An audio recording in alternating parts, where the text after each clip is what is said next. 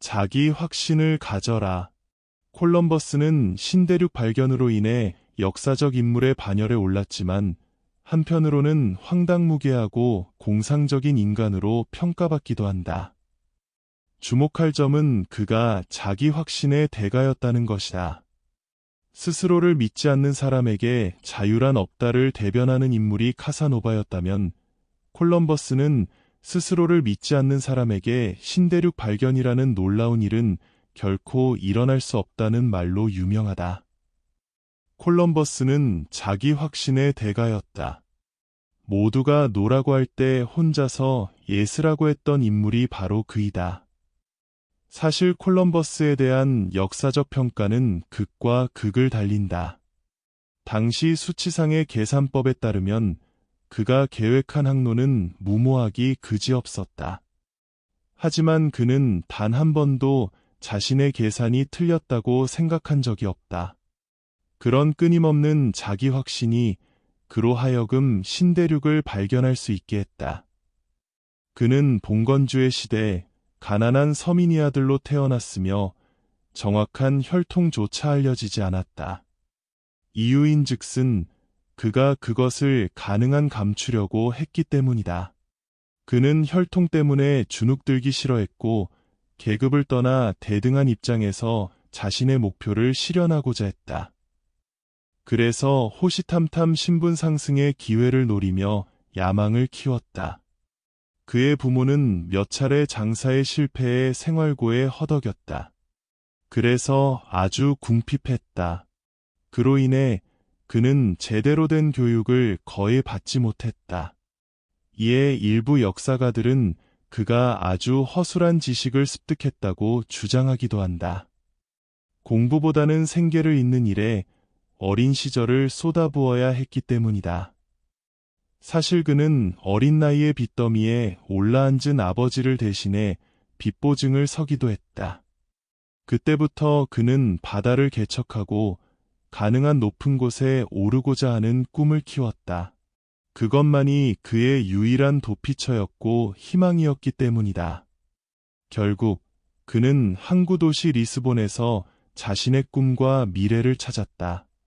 궁핍한 살림 탓에 생활고에 시달리던 서민의 아들이 삶의 반전을 꾀한 방법은 바다뿐이었다. 그는 항해를 발판 삼아 인생 역전을 꿈꾸었다. 그래서 저 바다 어딘가에 불을 채워줄 금이 있다. 금의 발견은 곧 명예가 될 수 있다며 끊임없이 자신을 채찍질했다. 그는 지나치게 목표에 집착한 것으로도 유명하다. 그래서 역사가들은 그를 동전의 양면으로 평가하기도 한다.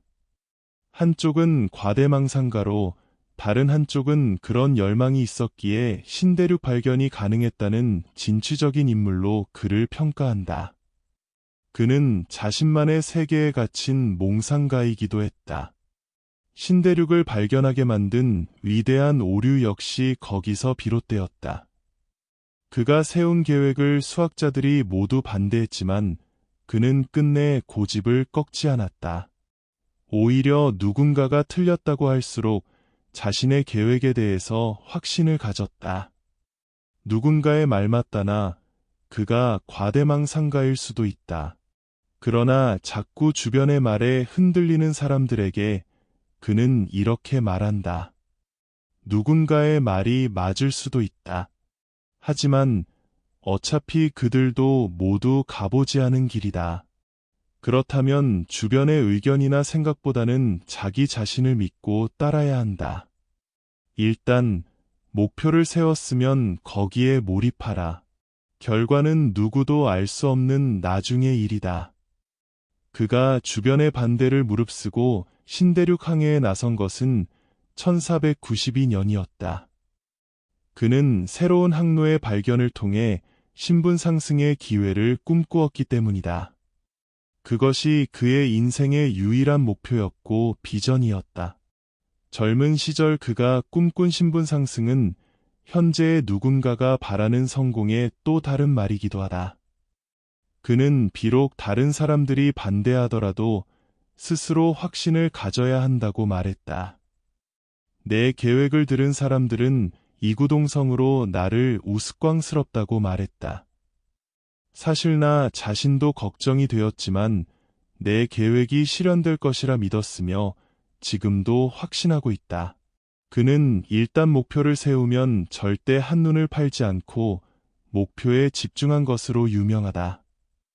내가 추구하는 바는 직선항로로 인도에 도달하는 것이다. 이를 위해 그는 매일 항해일지를 썼다. 항해일지는 바다를 이동하는 여정이기도 했지만 그의 성공일지이기도 했다. 그는 항해일지에 다음과 같은 말을 남겼다. 지난주에 이 섬들을 방문할 수도 있었지만 이리저리 돌아다니느라 시간을 지체하고 싶지 않았다. 그 이유는 간단하다. 그 섬들이 내 여행의 최종 목적지가 아니었기 때문이다. 나의 최종 목적지는 인도이다. 때문에 앞을 가로막는 섬들을 방문하느라 시간을 허비하고 싶지 않았다. 어떤 면에서 보면 그는 세속적인 성공가임에 분명하다.